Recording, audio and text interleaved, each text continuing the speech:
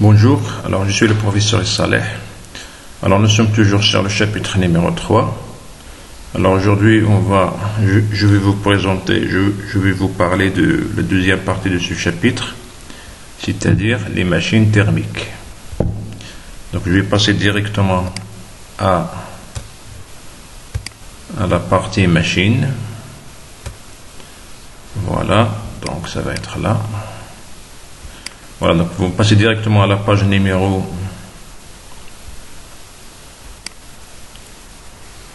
Alors, est-ce qu'il y a un numéro de page? Ça doit être là.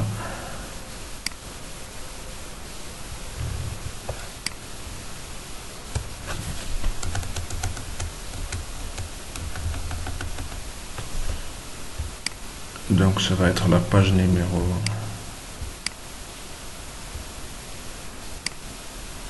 Ça c'est 23, donc ça va être la page numéro 22. Ça va être la page numéro 22, d'accord? Donc, c'est le paragraphe numéro 6, la page numéro 22, les machines thermiques. Alors, c'est quoi les machines thermiques? Une machine thermodynamique ou bien une machine thermique, c'est un système qui fonctionne grâce à un fluide. Un fluide, c'est-à-dire, donc une machine thermique, c'est un appareil, c'est un système qui fonctionne grâce à un fluide. Un fluide, c'est-à-dire un gaz ou bien un liquide, auquel on fait subir des transformations cycliques. Ça veut dire il faut que la transformation soit cyclique. Ça veut dire qu'elle va partir de l'état initial. Après un certain nombre de transformations ouvertes, il va revenir à l'état initial. Donc l'état final, il est confondu avec l'état initial, c'est une transformation cyclique, au cours desquelles il y a échange d'énergie avec le milieu extérieur. Donc vous avez la machine thermique, le système frigorifique, la pompe à chaleur, le réfrigérateur, le climatiseur. Il va échanger grâce à un fluide, il va échanger par l'intermédiaire d'un fluide, il va échanger de la chaleur avec le milieu extérieur. D'accord? Et il va être en contact avec ce qu'on appelle les sources de chaleur. La source de chaleur T2, ce sont des thermostats. Donc T2, T1, TI. D'accord? Le milieu extérieur est constitué d'une source. Donc tout ça c'est le milieu extérieur. Il est constitué de quoi? D'une source de chaleur. C'est des thermostats qui échangent de la chaleur avec le fluide. Et d'un système mécanique qui échange le travail. Donc il va y avoir un échange de travail et un échange de chaleur. Alors si le travail il est reçu, il va être positif. On dit que la machine c'est un récepteur. Si la machine donne le travail, ça veut dire CW négatif, on dit que la machine il est moteur. Donc ça on le sait. Alors lors d'un cycle, il y a on va utiliser les deux principes de la thermodynamique. Alors le premier principe, le travail plus la quantité de chaleur échangée avec l'extérieur, c'est-à-dire Q1 plus Q2 plus Q3 plus Q, la somme de Q égale à 0. Le deuxième principe, il dit que la somme de Q sur T, il est toujours inférieur à delta S. Et puisque nous avons un cycle, il faut que le delta S égale à 0. C'est-à-dire que la somme de Q sur T est inférieure ou égale à 0. Ça, c'était l'entropie échangée. Vous vous rappelez, ça c'était l'entropie échangée. Il est toujours inférieur à quoi? À delta S total. Le delta S total, comme nous avons un cycle, S c'est une fonction d'état, donc le delta S d'un cycle c'est S final moins S initial, et le delta S ne dépend que de l'état initial et l'état final, donc ça doit être égal à 0. Ici vous avez inférieur ou égal, alors ça serait égal si vous avez un cycle réversible, c'est strictement inférieur à 0 si vous avez un cycle réversible. Donc si vous avez un cycle réversible, vous allez avoir la somme de Q sur T égale à 0. Donc, les machines thermiques, leur fonctionnement, l'étude de leur fonctionnement, il est basé donc sur l'utilisation des deux principes. Le premier principe, W plus la quantité de chaleur totale égale à 0. Le deuxième principe, la somme de Q sur T, il est inférieur ou égal à 0. Égal à 0 si vous avez un cycle réversible. Le cycle de Carnot, bon, ça c'est un cycle idéal. Vous avez ici, alors ici je fais allusion au moteur que vous avez dans la voiture, le moteur à combustion. Donc vous avez le piston à l'intérieur d'une chambre, il va monter, il va descendre, il va monter, il va descendre. Alors à chaque fois il y a l'injection ici du fluide. Alors le fluide généralement c'est un mélange entre un gaz et le carburant. Le gaz, entre l'air, le gaz c'est l'air, et le carburant ça veut dire l'essence ou bien le diesel. Et donc il va y avoir un mélange ici, air plus carburant, air plus diesel ou bien air plus essence. Et donc ici vous avez une bougie qui va déclencher l'explosion. Donc il va y avoir quatre cycles, ce qu'on appelle l'admission, l'explosion, et ça va terminer par l'échappement. Et donc c'est un système cyclique. Et donc il fait des allers-retours, donc il donne le travail. Donc il reçoit de la chaleur depuis une source de chaleur QC, donc TC elle est chaude, et donc il va donner le travail. Donc le travail il est négatif puisqu'il va le donner. Donc c'est un moteur. Et donc voilà. Donc alors pour que ce système marche, il faut que notre machine change de chaleur avec deux sources de chaleur. La source chaude, TC, et la source froide. Alors pour le moteur, la source chaude c'est la bougie, et la source froide c'est l'air. C'est l'air, c'est l'environnement, c'est l'extérieur. D'accord? Donc ça c'est le cycle de Carnot. Alors Carnot c'est un physicien qui avait travaillé sur ces cycles-là. Alors le moteur à vapeur il ne peut qu'en fonctionner qu'entre deux réservoirs de chaleur. Entre deux réservoirs, ça veut dire entre deux sources de chaleur, dont les niveaux sont déterminés par leur température. Donc ça veut dire par TC et par TF. Il ne peut pas fonctionner avec une seule. Un moteur ne peut pas fonctionner avec une seule source de chaleur. Il faut obligatoirement qu'il y ait au moins deux sources de chaleur. Alors le diagramme de Clapeyron pour ce cycle de Carnot, il est constitué de deux isothermes. Vous avez l'isotherme numéro 1 de A à B. Vous avez l'isotherme numéro 2 de C à D. Alors bien évidemment, ici c'est la température la plus petite, TF. Ici c'est la température la plus grande, TC, TF. Et entre les deux, vous avez deux adiabatiques. La diabatique numéro 1 de D vers A et la diabatique numéro 2 de B vers C. D'accord? Donc ici vous avez T constante est égal à TC, ici vous avez T constante est égal à TF, ici vous avez Q égal à 0, ici vous avez Q égal à 0. D'accord? Et donc ça c'est un cycle idéal qui s'appelle le cycle de Carnot. Bien évidemment dans la pratique il y a différents types de cycles où vous n'avez pas que vous avez autre transformation que des adiabatiques et des isothermes. Donc ça on va essayer de travailler sur ce cycle idéal. Alors bien évidemment, la source chaude, il vous donne de la quantité de chaleur. Le système, il reçoit. Donc la flèche vers le bas, ça veut dire que le système, il reçoit la chaleur. La source froide, la flèche, elle est vers l'extérieur. Elle est vers l'extérieur, ça veut dire que le système, il donne de la chaleur à l'extérieur. Voilà, il donne de la chaleur à l'extérieur. Le moteur thermique, il absorbe une quantité de chaleur. Donc voilà, il absorbe une quantité de chaleur d'un réservoir thermique chaud. Donc il est indiqué par cette flèche. Et il effectue un travail, ça veut dire il effectue un travail, donc il est négatif, c'est un moteur, on appelle un moteur, et cède une quantité de chaleur QF, donc il donne une quantité de chaleur QF vers où? Vers la source froide. Donc il donne une quantité de chaleur QF au réservoir froid. Réservoir froid, ça veut dire une source froide, donc ça peut être de l'air. Donc si on parle de moteur en combustion dans une voiture, la source chaude ça va être la bougie qui va créer l'explosion, qui va donner la chaleur, et la source froide bien évidemment c'est l'extérieur, c'est 25 degrés C, 25 degrés. Donc ici ça peut être par exemple la température TC, ça peut être 5000 degrés C, ou bien c'est de l'ordre de 1000 jusqu'à 2000 degrés C, c'est très grand. Et l'extérieur, c'est la température de l'air libre. L'air libre, ça veut dire 20 degrés, 25 degrés, jusqu'à 40 degrés C lorsqu'il fait très chaud à l'extérieur, le mois d'août par exemple. Bien, alors ceci, donc ça c'est le cycle de Carnot idéal. Donc tout ce que je viens de vous dire, sur ce cycle, vous l'avez ici. Donc il suffit de lire. D'accord, il suffit de lire tout ça. Donc ça, c'est une explication de différentes transformations, les isothermes, les adiabatiques. Alors ensuite, donc voilà. Alors on peut démontrer un certain nombre de choses. Alors ici la quantité de chaleur égale à 0, ici la quantité de chaleur égale à 0. Pour une transformation isotherme, vous connaissez l'expression de la quantité de chaleur. Pour une transformation isotherme, vous connaissez l'expression de la température de chaleur. Vous pouvez démontrer que, parce que pour une transformation isotherme, vous avez delta U égale à 0.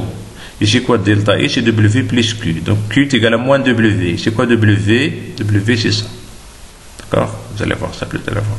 Alors pour les transformations adiabatiques, vous avez Q égale à 0, mais vous avez aussi l'équation PV à la puissance gamma égale à une constante, ou bien T fois V à la puissance gamma égale à une constante. Donc ceci vous permet d'écrire donc ces deux relations entre B et C. D'accord? Donc T. Donc si vous prenez par exemple cette adiabatique là, qu'est-ce que vous allez avoir? Vous allez avoir VA fois TA. TA c'est quoi? C'est TC. Donc VA à la puissance gamma fois TA. C'est quoi TA? TA c'est TC. C'est égal à la même chose ici. C'est égal à VD à la puissance gamma 1 fois TD. C'est quoi TD? C'est TF. Et la même chose pour B et C. Pour B et C, vous allez avoir ces deux relations. Et donc, en utilisant les deux expressions, et on utilise, donc si vous faites le rapport de QC sur QF, QF sur QC, vous allez avoir ça divisé par ça divisé par ça. Alors NR, elle va se simplifier, elle va rester TF sur TC, et vous allez avoir log de VD sur VC sur VD divisé par log de VB sur VA. Vous allez utiliser les expressions que vous avez ici, vous allez montrer que ça c'est égal à ça. Ça c'est égal à ça, ça veut dire que QF sur QC est égal à TF sur TC. Alors QF il est comment? Il est donné, donc il est négatif. Donc la valeur absolue de QF c'est moins QF. QC il est comment? Il est reçu, donc il est positif. Donc la valeur absolue de ça c'est quoi? C'est plus. D'accord? Donc là on prendra les valeurs absolues.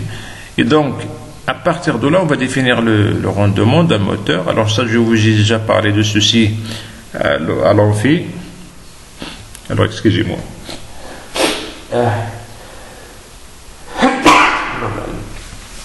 Excusez-moi. Alors, donc le rendement, c'était quoi? C'était le travail la quantité de chaleur fournie et le travail réalisé. Donc, le moteur, on lui donne une quantité de chaleur. On lui donne une quantité de chaleur et qu'est-ce qu'il nous donne? Il nous donne un travail. Donc le rendement c'était ça. C'est ce qu'il donne par rapport à ce que vous lui avez donné. Vous lui avez donné une quantité de chaleur et qu'est-ce qu'elle a créé? Elle a créé un travail. Alors ici vous avez une valeur absolue, donc c'est positif. Le travail il est négatif puisque c'est un moteur. Et donc pour avoir une quantité positive, il faut prendre ici moins. Donc le rendement d'un moteur, toujours, c'est moins W sur le quantité de chaleur reçue. Alors c'est quoi W? Alors à partir de ceci, on peut démontrer cette relation. En utilisant bien évidemment que c'est quoi W? En utilisant le premier principe, vous allez voir quoi? Vous allez avoir W plus Q égale à 0. Donc W total plus Q total égale à 0. C'est quoi Q total? Ça va être ça, plus ça, plus ça, plus ça. Ici Q égale à 0, ici Q égale à 0. Donc W total plus QC plus QF doit être égal à 0. D'accord? W total plus QC plus... Donc vous allez remplacer W total par quoi? Par moins, entre parenthèses, QC plus QF. Donc si vous remplacez W total par moins QC plus QF, vous allez avoir ceci. Donc vous allez montrer cette relation. Donc le rendement de notre moteur, c'est toujours égal à quoi? 1 moins TF sur T. Donc il ne dépend que du rapport des températures des deux thermostats. Température du thermostat, la température de la source chaude TC et la température de la source froide TF. Alors TC bien évidemment il est supérieur à TF. Ça veut dire que TF sur TC, il est toujours inférieur à 1. Ça veut dire que 1 moins ceci, il est toujours inférieur à quoi? Il est toujours, ça il est toujours inférieur à 1. Donc ça il est toujours positif. Il est toujours positif. Donc ça veut dire que le rendement il est toujours positif, mais il ne dépasse pas 1. Si, à la limite, si TF égale à 0, vous allez avoir 1. Ça veut dire que le rendement il est compris entre 0 et 100%. Voilà, donc le rendement de Carnot est uniquement, il faut utiliser les températures en Kelvin. Il est toujours compris entre 0 et 0. Bon, si TF égale à 0, si TF est égal à 0, vous allez avoir mu est égal à 1. Et si TF il tend vers TC, vous allez avoir 1. Donc 1 moins 1, c'est 0. Donc ça veut dire que le rendement il est toujours compris entre 0 et 1. 1, ça veut dire 100%. Donc si vous avez un moteur qui a un rendement de 100%, ça veut dire que c'est un moteur très très bonne qualité. Mais ça, c'est difficile d'avoir. Alors, pour avoir un rendement qui se rapproche de 1, c'est-à-dire de 100%, il faut négliger ce terme-là. Et pour négliger ce terme-là, il faut que TF soit très très inférieur devant TC. Alors tout à l'heure, je vous ai dit que dans le moteur que vous avez ici, généralement, TC c'est de l'ordre de 1000 degrés C jusqu'à 2000 degrés C. TF, donc, vous lui ajoutez 273 pour avoir la valeur en Kelvin. Donc si vous prenez par exemple TC est égal à 1000 degrés C plus 273, ça va faire 1273 degrés Kelvin. TF c'est la température ambiante, donc si on prend par exemple 25 degrés C, 25 degrés C plus 273, ça va faire 298 Kelvin. Donc vous faites le rapport, vous remplacez TC par 1300 Kelvin, vous remplacez TF par 298 Kelvin, le rendement ça va être égal à 1 moins 298 sur 1300 Kelvin, et donc vous allez voir que c'est quelque chose, un rendement de l'ordre de 80%. 80%, quelque chose comme ça. D'accord? Excusez-moi, je reviens.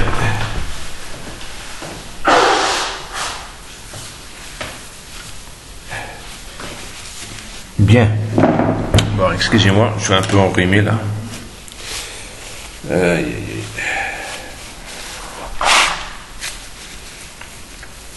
Bien, voilà, excusez-moi. Très bien, donc ça c'est le rendement de notre cycle de Carnot, le cycle idéal qui est composé de 2 isothermes et 2 adiabatiques.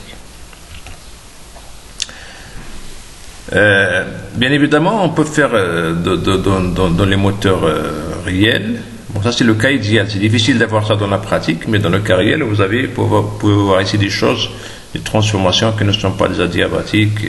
Voilà, donc on peut avoir. Il y a différents types de moteurs. Mais il faut faire la même chose. Donc pour calculer le rendement, il faut faire la même chose.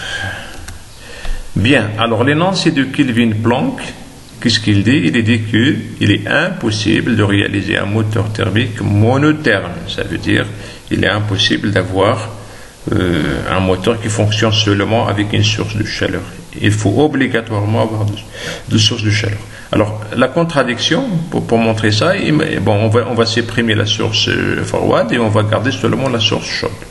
Alors, si on garde la source chaude, est-ce que c'est possible si on lui donne au système, au moteur, une quantité de chaleur qui est donc positive, est-ce qu'il peut nous donner un travail négatif? Vous allez voir que ce n'est pas possible. Alors vous avez delta égale à 0, ça veut dire que delta vous avez le cycle, ça veut dire que W plus Q égale à 0. Vous avez delta S égale à 0, ça veut dire que Q sur T est inférieur à 0. Alors ça veut dire que Q est négatif. Donc ça veut dire que W est égal à moins Q. Qui est négatif moins Q, il va être donc positif. Donc ça veut dire que W il va être positif. Donc il est impossible d'avoir un W négatif. Donc c'est-à-dire il est impossible d'avoir un moteur, puisque W il est positif. Donc si vous voulez réaliser un moteur, il faut obligatoirement travailler avec 2 sources de chaleur, 2 réservoirs thermiques. Donc ça c'est ce qu'on appelle l'énoncé de Kelvin-Planck.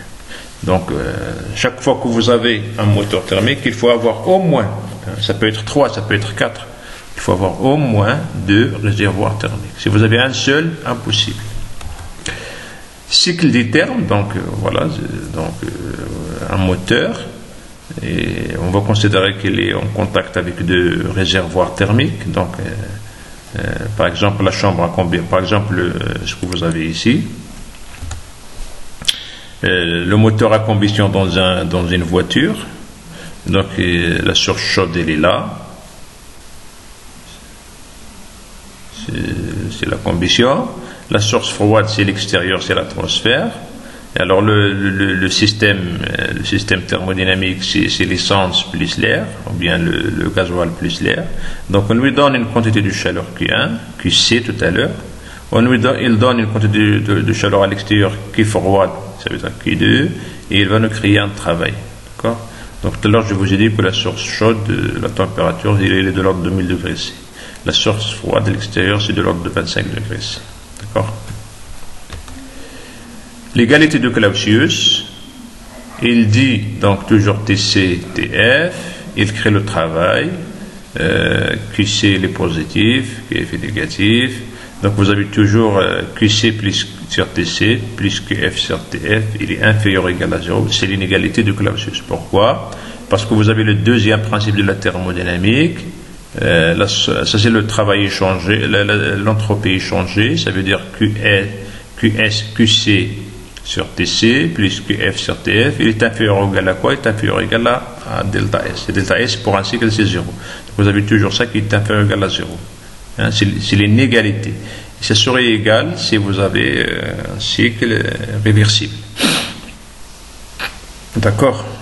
Donc c'est une relation importante à garder si vous avez un cycle, un moteur qui fonctionne en contact avec deux réservoirs thermiques.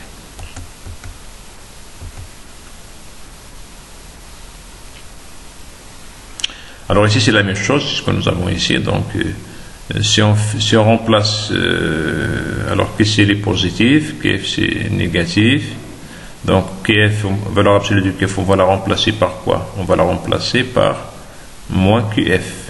Valeur absolue de QC, on va la remplacer par QC. Donc on va avoir moins QF sur QC est égal à TF sur TC.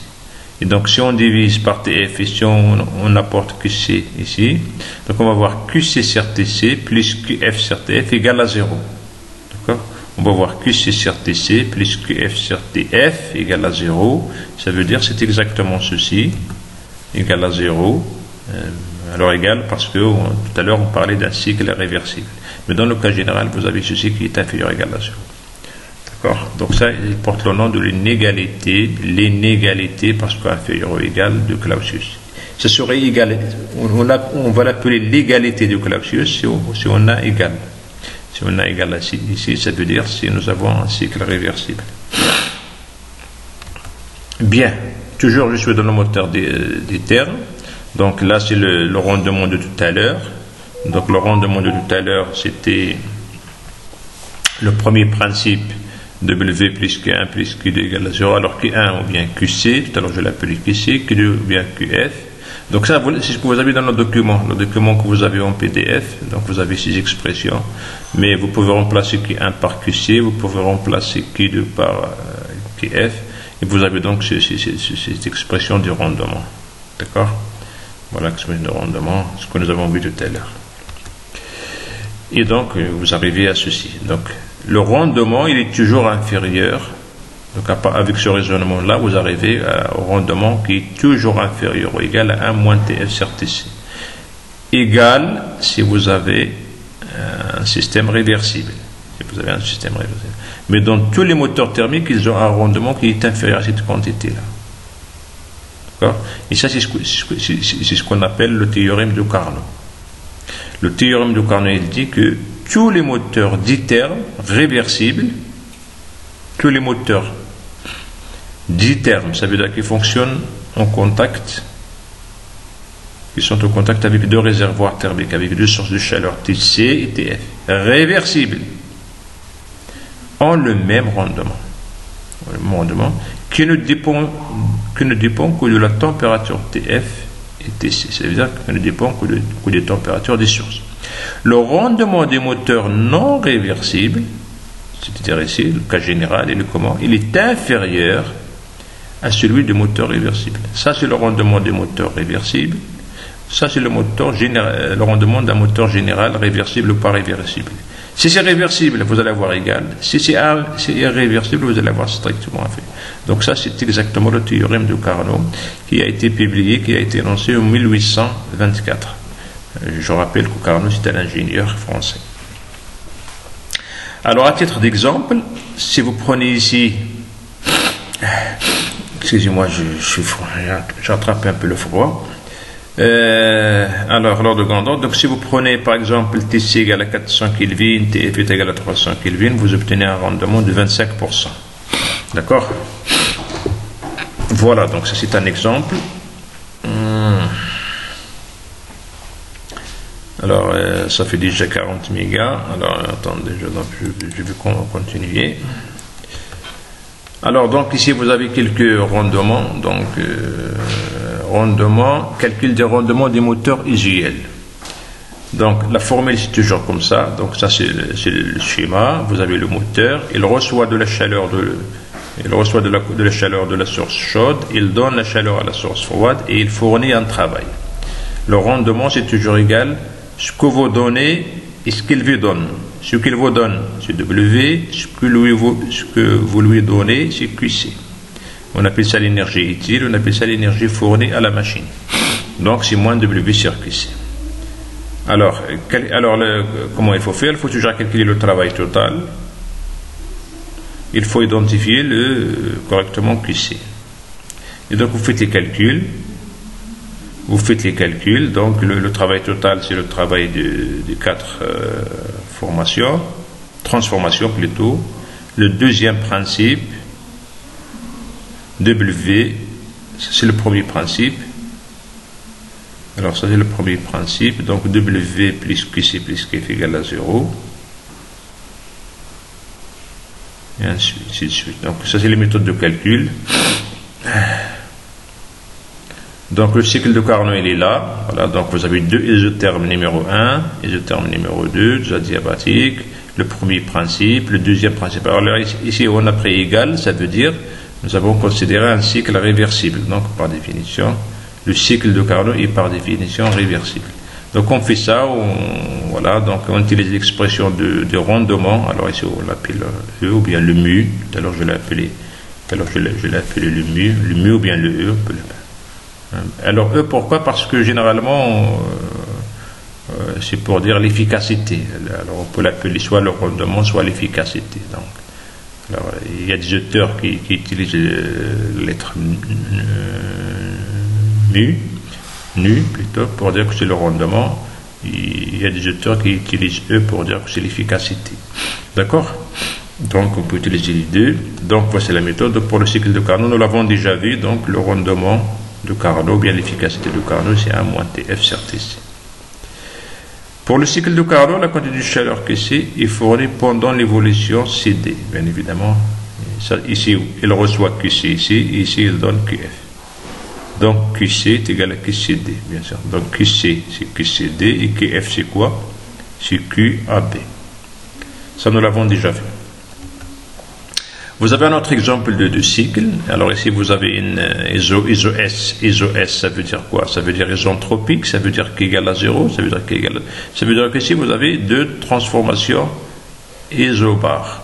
Ici, deux transformations adiabatiques. Ici, vous avez une transformation isobar. Ici, vous avez une transformation isocore. D'accord?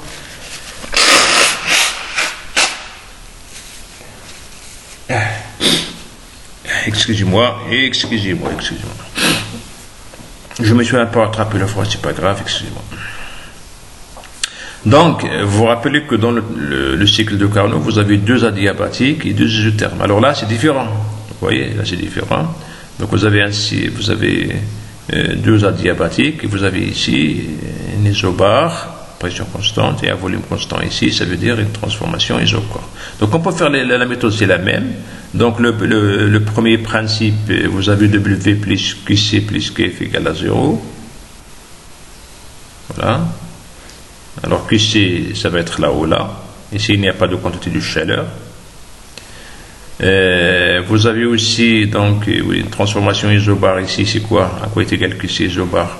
C'est P facteur de la différence de température, Tc moins Tb. Ici, c'est isocore, donc ça va être CV fois la différence de température, TA moins TD. Et donc on applique la définition de notre rendement, on calcule et on trouve une relation qui est donnée par ça. Donc vous voyez que la relation, l'expression du rendement dans ce cycle-là, c'est complètement différent de celui-là. Donc ça veut dire que le rendement il dépend de la nature, de la forme du cycle, de la nature de transformation que vous avez dans le cycle. Donc ça c'est un exemple d'un autre moteur diesel. Les moteurs que vous avez dans les voitures, dans les camions, qui fonctionnent avec le carburant diesel, le mazout diesel. Un autre exemple de cycle, c'est le cycle de Stirling. Alors ici vous avez deux isothermes, les isothermes supérieurs, les isothermes inférieurs. Ici vous avez une transformation qui se fait à volume constant, isocore, et une autre qui se fait à volume constant, isocore. Donc on peut faire la même chose et on obtient le résultat, l'expression du rendement. Vous voyez, il a une expression un peu compliquée. 1 sur 1 gamma moins 1, gamma c'était CP sur CV, log de alpha, plus TC sur D. Alors c'est quoi alpha? Alpha c'est quoi? C'est le rapport VA sur VB, c'est aussi VC sur VT. Delta T c'est quoi? C'est la différence de deux températures, c'est T supérieur moins T inférieur. D'accord? Donc delta T ça va être quoi? Ça va être la différence de température. Température supérieure ici, moins température. Ça veut dire TC moins TB ou bien TD moins TA. Ça c'est delta T. D'accord? Voilà, donc ça veut dire TC moins TB ou bien TC moins TA. Parce que TB c'était ça c'est isotherme, ça veut dire que TA est égal à TB. Ça c'est un autre isotherme, ça veut dire que TD est égal à TD. Donc TC moins TB c'est aussi TC moins TA. TC moins TA, donc ça c'est delta T. Donc on obtient ça. Un autre exemple non, ça on l'a vu. Alors ça on l'avait vu.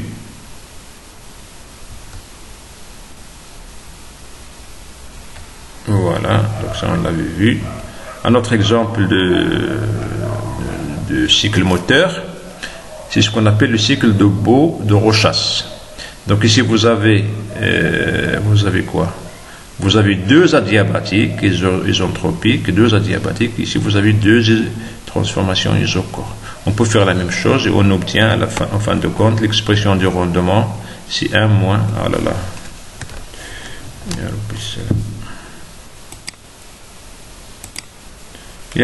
donc ici vous avez l'expression du rendement 1 moins alpha, 1 moins gamma. Alpha c'est quoi? C'est le rapport des deux volumes VA sur VB. Gamma c'est toujours CP sur CP, donc on peut démontrer ça. Et donc vous avez ici aussi un autre exemple, c'est le cycle de Brayton-Joule. Donc ici vous avez deux adiabatiques, ici vous avez deux isobars. Donc on peut faire les calculs, on obtient cette expression. On obtient cette expression-là pour le rendement. Donc ça c'est différents types de moteurs, mais le principe de calcul c'est toujours c'est le même. Donc on utilise le premier principe et le deuxième principe et l'expression du rendement. Donc donc je vous invite à refaire ces calculs pour trouver ces expressions. Voilà. Alors maintenant je vais terminer avec voilà, donc je vais m'arrêter là. Alors la prochaine séance, je vais vous parler des récepteurs d'iternes. Donc là, je vais arrêter seulement sur ces moteurs d'iternes, les moteurs d'iternes. La prochaine séance, je vais vous présenter la partie récepteur. On va voir, d'accord. Donc voilà, voilà. Je vous remercie et je vous souhaite la bonne santé.